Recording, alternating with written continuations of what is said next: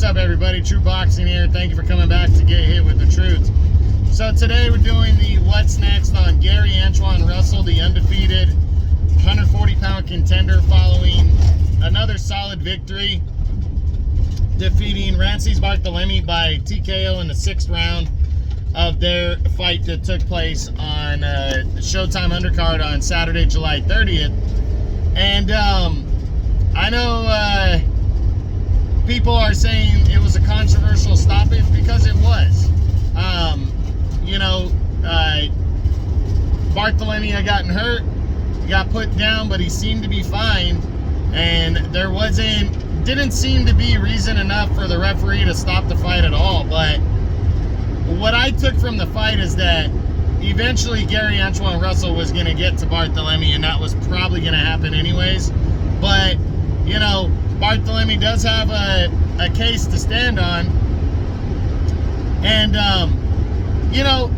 I don't know if it warrants a rematch or not. I don't think anybody would really want to see a rematch. I think a rematch would be just filler to get him, to leave no doubt, yes, but more importantly, to fill the time, because the PBC doesn't have a lot of guys at 140, especially ones that are willing to take the risk. So we're going to run through the top 10 right now and see what possibly could be next for Gary Antuanne Russell following that win and moving forward. So we start with number 1, Josh Taylor, the unified champ. Not going to happen. He's with Top Rank and ESPN and all that. So he fights under their banner. That'd be a tough fight to make. And Taylor's got bigger fish to fry. He's fighting Jack Catterall next. So not going to happen. Number 2 is Jose Ramirez, a former unified champ.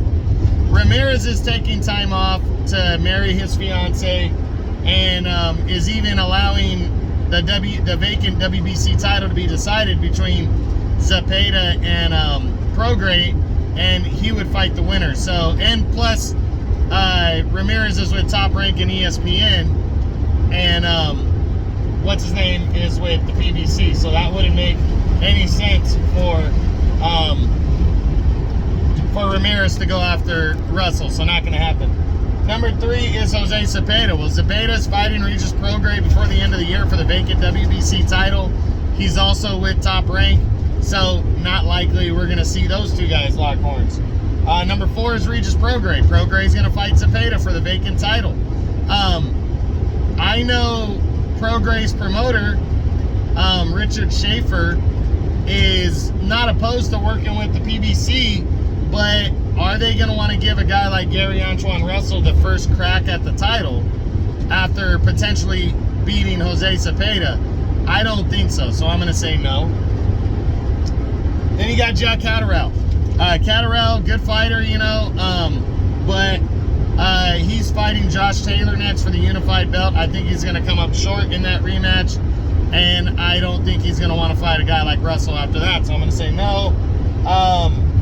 Sandor Martin, well, he's got ties to DAZN. Now, Martin defeated Mikey Garcia last year in a big upset and is looking for an opponent, so, that'd be nice to see Russell fight, but with him tied to DAZN, I think, Martin tied to DAZN, it's going to make it difficult to get that fight, but I don't think it's a fight Martin would be opposed to, as he tries to get a bigger opponent.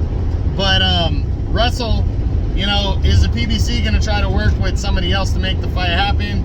I think it's possible, but I'm leaning towards the less likely.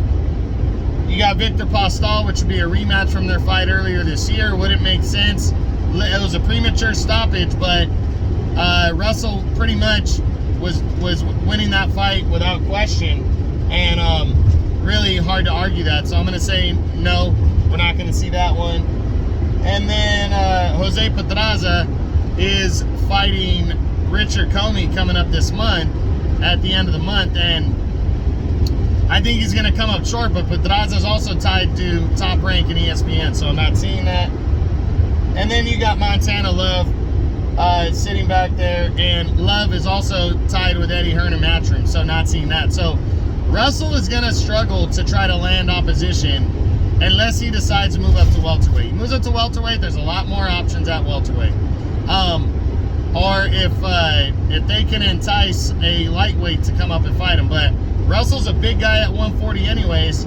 He might have to move up to welterweight to get a decent opponent. So we'll see what happens, but that's what's next on Undefeated 140-pound contender Gary Antuanne Russell, following his 6th round TKO of former champion Rances Barthelemy on July 30th on Showtime. I hope you guys enjoyed the video. If you did, smash the like button, leave a comment, subscribe to the channel.